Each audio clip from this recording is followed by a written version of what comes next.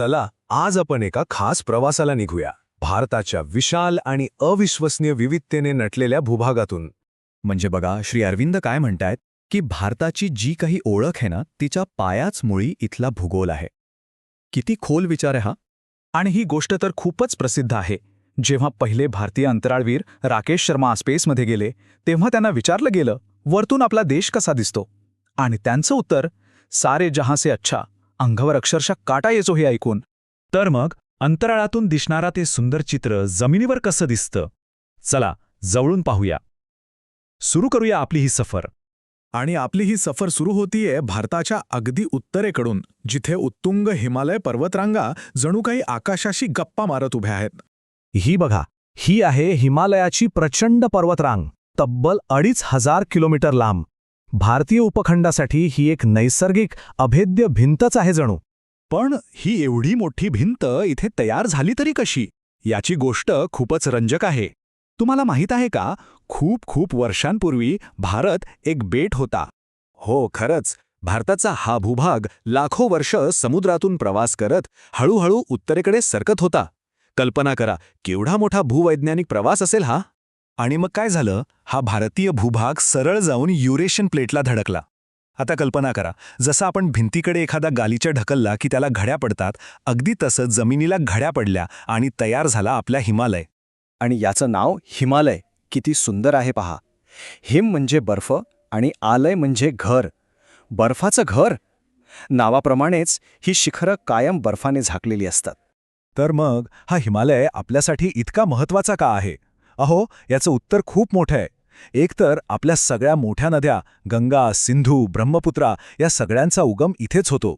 म्हणूनच तर याला आशियाचा पाणीसाठा असंही म्हणतात.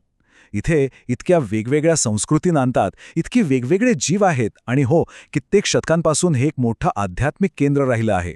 आणि हिमालयाची गंमत म्हणजे इथे लडाखसारखं थंड वाळवंट सुद्धा आहे. हो, बरोबर ऐकलत, वाळवंट पण थंड. यावरूनच इथल्या विविधतेचा अंदाज येतो. चला आता या बर्फाळ पर्वतांवरून थोडं खाली उतरूया आणि दक्षिणेकडे जाऊया, त्या विशाल सुपीक मैदानी प्रदेशात जिथे अनेक संस्कृती जन्मल्या आणि वाढल्या. हे बघा, नजर जाईल तिथपर्यंत हिरवीगार शेतं. हिमालयातून येणाऱ्या नद्यांनी या जमिनीला कसं सोनं बनवलं आहे, नाही का? ही जमीन इतकी सुपीक का आहे? याचं कारण म्हणजे हिमालयातून येणाऱ्या नद्या आपल्यासोबत गाळ आणि भरपूर खनिजं घेऊन येतात. त्यामुळेच हा प्रदेश शेतीसाठी अगदी उत्तम आहे. आणि याच सुपीकतेमुळे हा प्रदेश जगातल्या सगळ्यात जास्त लोकसंख्या असलेल्या भागांपैकी एक आहे. रात्री सॅटेलाईटमधून पाहिलं की इथं अक्षरशः दिल्यांची रोषणाई दिसते. आता आपल्या सफरीत एक मोठं वळण घेऊया. या हिरव्यागार मैदानी प्रदेशातून आपण थेट पश्चिमेकडच्या वाळवंटात आणि मग दक्षिणेकडच्या प्राचीन पठाराकडे जाणार आहोत. हे आहे थरचं वाळवंट. सोनेरी वाळूचा अथांग समुद्रच जणू. त्या हिरव्यागार मैदानी प्रदेशानंतर हा बदल किती मोठा आहे, नाही का? हीच तर आपल्या देशाची विविधता आहे.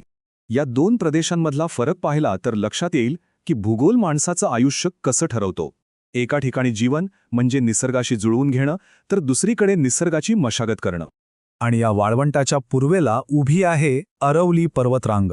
ही जगातल्या सर्वात जुन्या पर्वतरांगांपैकी एक आहे, जी वाळवंटाला पुढे पसरण्यापासून रोखते. चला तर मग आता आपल्या प्रवासाचा पुढचा टप्पा सुरू करूया. भारताच्या दक्षिण टोकाकडे, जिथे समुद्रकिनारे, घाट आणि सुंदर बेट आपली वाट पाहत आहेत. तुम्हाला माहीत आहे का, आपल्या देशाला तब्बल 7,500 किलोमीटरपेक्षा जास्त लांबीची किनारपट्टी लाभली आहे. केवढा मोठा आकडा आहे हा. आणि इथेही विविधता बघा. एका बाजूला लक्षद्वीप बेटं आहेत, जी प्रवाळांपासून म्हणजे कोरलपासून बनली आहेत. तर दुसऱ्या बाजूला अंदमानमधील बॅरन बेट, जिथे आजही एक जिवंत ज्वालामुखी आहे. किती आश्चर्यकारक आहे हे. तर उंचच उंच बर्फाळ शिखरांपासून ते खोल समुद्रांपर्यंत हा सगळा प्रवास म्हणजे सतत बदलणारी आणि अविश्वसनीय विविधतेची एक कहाणी आहे. पण मग एक प्रश्न मनात येतोच की वाळवंट, डोंगर, जंगलं या सगळ्यांनी तर जमिनीला तोडलं आहे, विभागलं आहे. मग याच भूगोलाने इथल्या लोकांना एकत्र कसं आणलं असेल?